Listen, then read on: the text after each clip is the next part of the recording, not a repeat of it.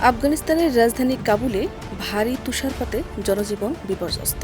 কয়েক ঘন্টার টানা তুষারপাতের ফলে শহরের সড়কগুলো বরফে ঢেকে গেছে এবং যান চলাচল মারাত্মকভাবে ব্যাহত হচ্ছে। অনেক এলাকায় গাড়ি চলাচল বন্ধ হয়ে পড়েছে, এতে ভোগান্তিতে পড়েছেন সাধারণ মানুষ।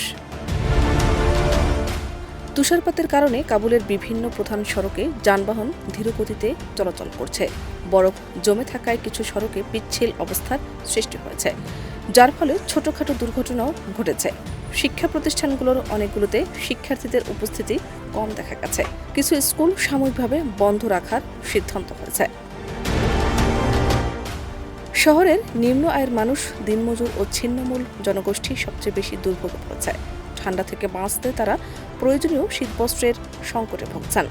তাপমাত্রা হঠাৎ কমে যাওয়ায় শিশু ও বয়স্কদের মধ্যে শীতজনিত রোগের ঝুঁকিও বেড়েছে।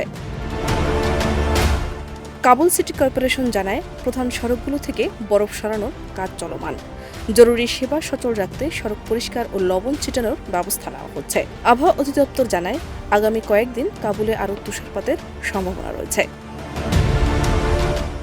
এদিকে স্থানীয় প্রশাসন নগরবাসীকে অপ্রয়োজনে ঘর থেকে বের না হওয়ার পরামর্শ দিয়েছে। বিশেষ করে রাতে চলাচলের ক্ষেত্রে সতর্ক থাকতে বলা হয়েছে। ভারী তুষারপাত অব্যাহত থাকলে পরিস্থিতি আরও জটিল হতে পারে বলে আশঙ্কা করা হচ্ছে। শাহনাজ পারভীন, দেশ রূপান্তর।